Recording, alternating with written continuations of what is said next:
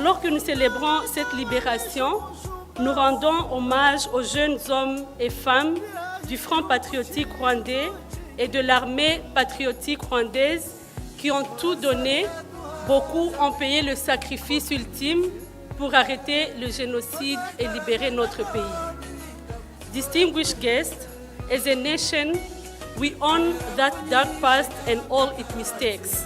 But most importantly, we remain committed to continue the journey of positive transformation of our country for a brighter future for its people and for generations to come.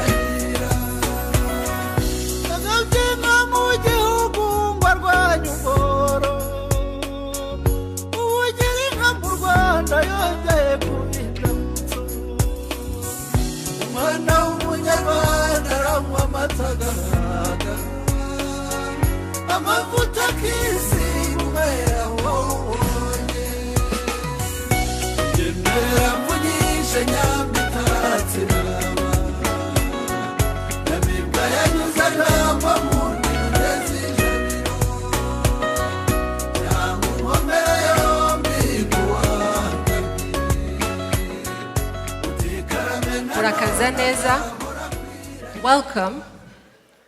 Bienvenue à la 24e célébration de la libération du Rwanda, Kwibohora, et à la 56e anniversaire du Rwanda, Murakazaneza.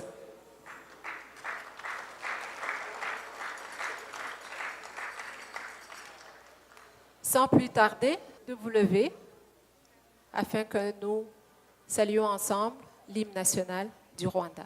Rwanda nziza gihugu cyacu uje imisozi ibiyaga n'ibirunga ngo byiduhetse nahoranisha reka tukurate tukuvuge ibigwi wowe tubumbiye hamwe twese abanyarwanda uko watubyaye Derwa sugira sigizwiteka.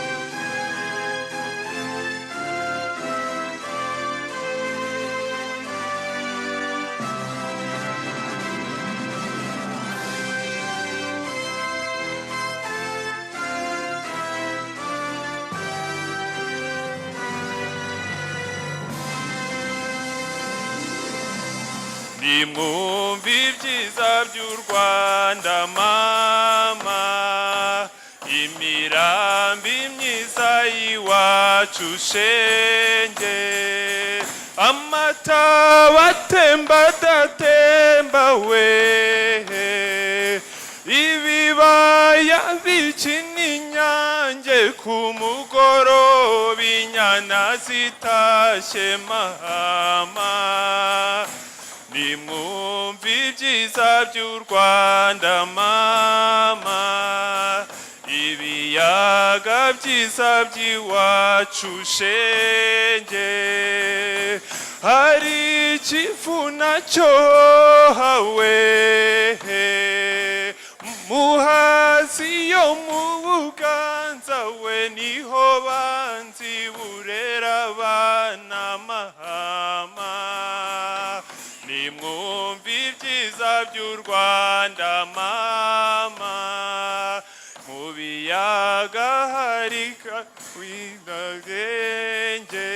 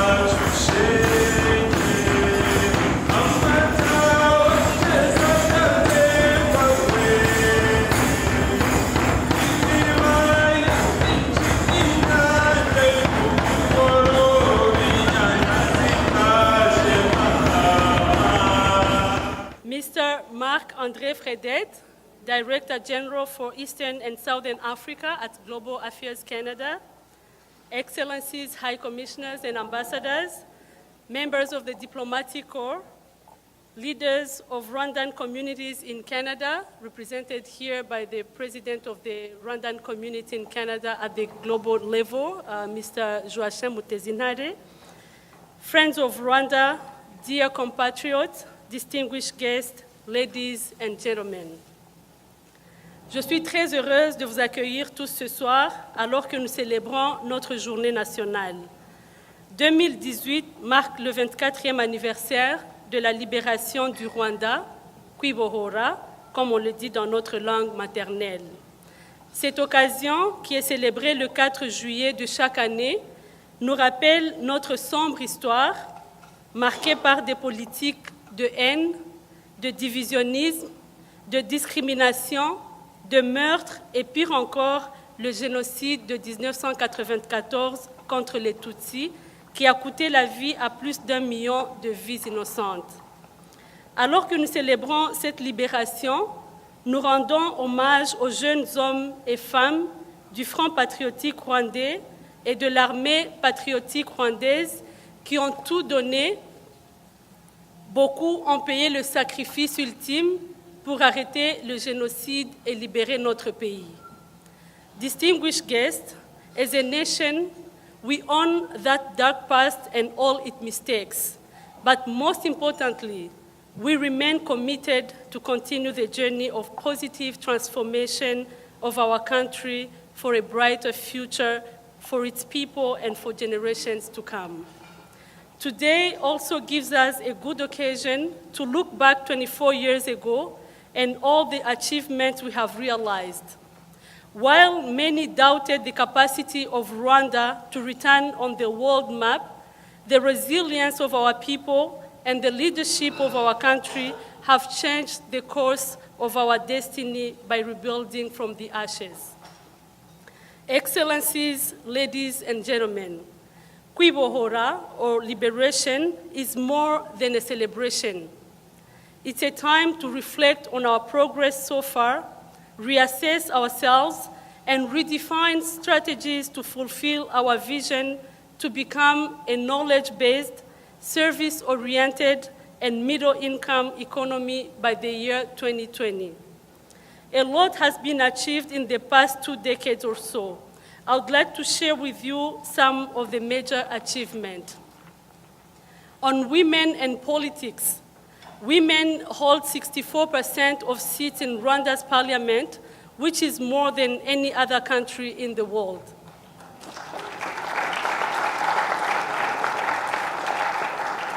Thank you. May I also add that recently, Rwanda had sent its first ever all-female contingent for UN peacekeeping mission in South Sudan.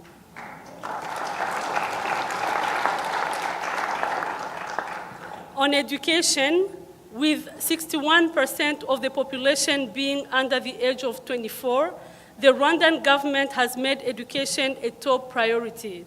The government spends 17% of its budget on education and has made primary and secondary school compulsory for both boys and girls. On health, 90.6% of the population is enrolled in Rwanda's national health program that we call Mutuelle de Santé. Due to greater access to health services, there has been a decline in death from diseases like malaria, which saw an 85.3% drop between 2005 and 2011. This has also contributed to a significant decrease in maternal and child mortality. On economy, Rwanda has made significant progress in restoring the economy of pre-1994 levels with an average annual GDP growth rate of 7 to 8% since 2003. On investment promotion, the government of Rwanda continues to promote private sector-led economy, aiming at fostering both local and foreign investment by undertaking reforms with the objective of making the country a favorable place for investment and ensure sustainable economic growth and development. I wish to remind that last month, Volkswagen, a famous German automobile company, has opened the first car assembly plant and launched a car-sharing service in Kigali, Rwanda, as part of a larger plan to play a leading role in Africa's emerging automotive industry. Excellencies, distinguished guests, these last years have been particularly interesting for Rwanda at the regional and international stage. Some highlights include the following. At the 27th African Union Summit in Kigali in July 2016, African leaders tasked President Kagame of Rwanda to lead a new effort to reform the African Union Commission and the Union to make them more efficient. The 29th Ordinary Session of the Assembly of the African Union, held in Addis Ababa, Ethiopia, in July 2017, elected Rwanda to lead the Union for a period of 1 year in 2018. In April this year, Rwanda has been selected as host of the next Commonwealth Heads of Government meeting, CHOGM, to be held in 2020. The United Kingdom Prime Minister Theresa May made the announcement at the end of this year's CHOGM that took place in the British capital, London. In June 2018, President Paul Kagame, who is also the chairperson of the African Union, was invited by the Right Honorable Justin Trudeau, Prime Minister of Canada, to attend the outreach session of the G7 summit in Quebec. Together with other leaders and policymakers, they reflected on the theme for the outreach session, which focused on how to build healthy, productive, and resilient oceans, coasts, and communities. Enfin, le Rwanda a présenté la candidature de l'honorable Louise Mushikiwabo, ministre des Affaires étrangères et de la Communauté de l'Afrique de l'Est, au poste de secrétaire général de la francophonie, organisation à laquelle le Rwanda appartient depuis sa création. Les élections de l'Organisation internationale de la francophonie sont prévues du 11 au 12 octobre à Erevan, en Arménie. Excellences, Mesdames et Messieurs, certes, nous nous réjouissons de toutes ces réalisations, mais nous sommes conscients du chemin qui reste à parcourir pour atteindre notre vision 2020 et devenir un pays à revenu moyen dans un futur proche. En ce qui concerne notre coopération avec le Canada, nous saluons les différentes rencontres cette année entre nos deux dirigeants, le très honorable Justin Trudeau, Premier ministre du Canada, et son Excellence Paul Kagame, président de la République du Rwanda. Ces rencontres ont eu lieu respectivement à Londres et au Québec. Les deux dirigeants ont longuement exploré les opportunités de partenariat, aussi bien au niveau bilatéral que multilatéral. Permettez-moi enfin de finir par quelques mots dans notre langue maternelle pour m'adresser à mes compatriotes ici présents. Mwakoze cyane kwitabira ibi birori byo kwizihiza umunsi wo kwibohora ku nshuro ya 24. Uyu ni umunsi duhura tukishimira ibyiza byinshi twagezeho kuva inkotanyi zihagaritse jenoside yakorewe abatutsi muri 1994. Ibyo twagezeho ni byiza, ni byinshi, biranashimishije. Ariko n'ibisigaye gukora ni byinshi cyane. Niyo mpamvu uyu munsi ari umunsi wo kwigenzura, tukareba aho dukwiye kugorora, gukosora n'izindi ngamba dukeneye gufata kugira ngo tugere ku terambere rirambye nk'uko tubisanga mu cyitekerezo cyacu cya 2020. Merci beaucoup, thank you so much, and enjoy your evening.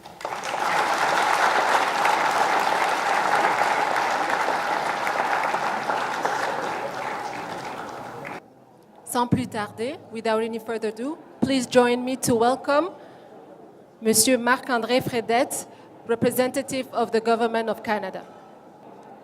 Bonsoir, good evening. I have a tremendous advantage in that Shakira said pretty much everything there is to say, so in typical Canadian tradition, I shall be brief. Madame la chargée d'affaires, mais on se connaît assez bien pour s'appeler par nos prénoms. Mesdames et messieurs du corps diplomatique, Excellences, membres de la communauté rwandaise du Canada, chers amis.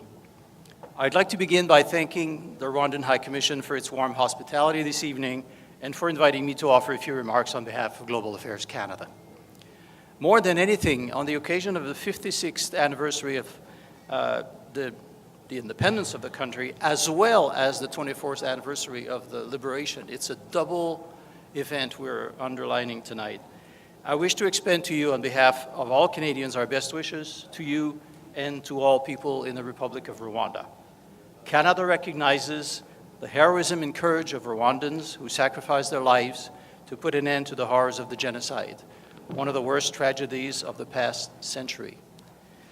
Canada highly values the relationship between our countries and the positive collaboration that we have made on issues of mutual interest.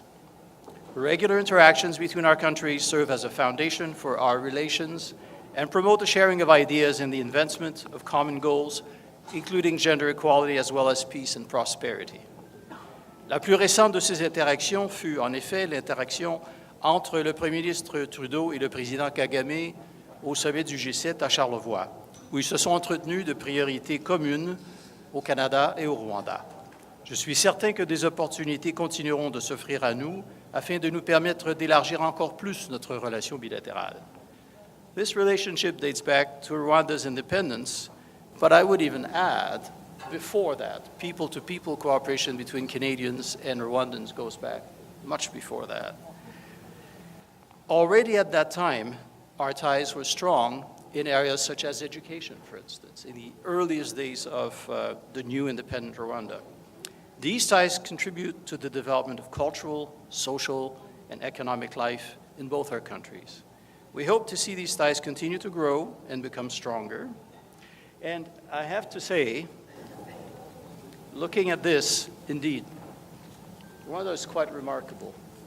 Your chairmanship of the AU this year, your leadership of the reform at the EU, your incredible example in terms of environmental management, in gender equity. You know, it's a very big priority, not only for our current government, for us as a society in Canada, and you are well ahead of us, I might say. Your numbers are impressive, and we aspire to match you.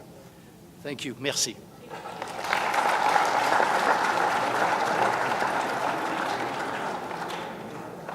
Je vais vous inviter à passer pour vous rafraîchir et puis on va nous ouvrir pour qu'on puisse se régaler avec un buffet.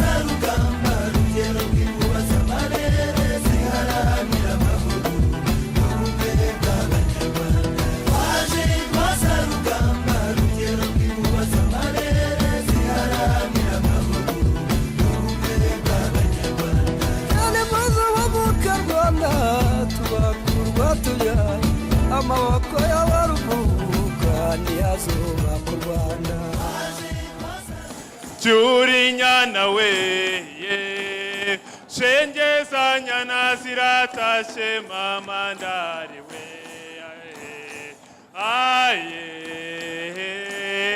aye maman yewe gakoni kabakobye kamwe gatakara ntibatahe mamandari we aye aye mamandari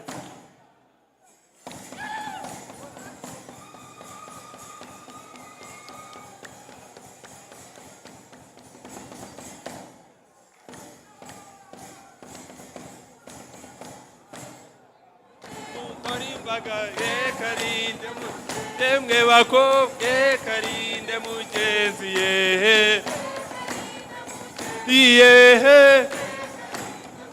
iye enda wabona inde mu yemwe bakobwe mugenzi ye iye karinde mu iye yeah. Karinde mugenzi, karinde mugenzi,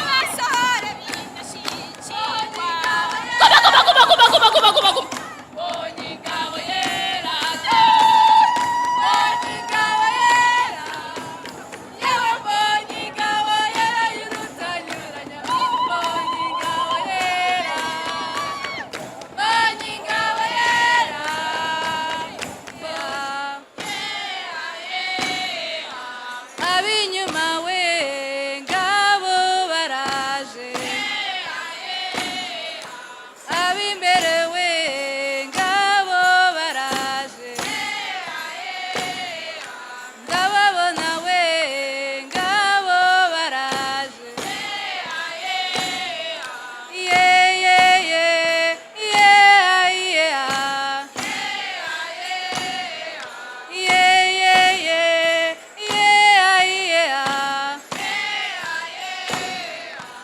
abinyuma we ngabo baraje abimbere we ngabo baraje ndababona we ngabo baraje ye ye ye ye ye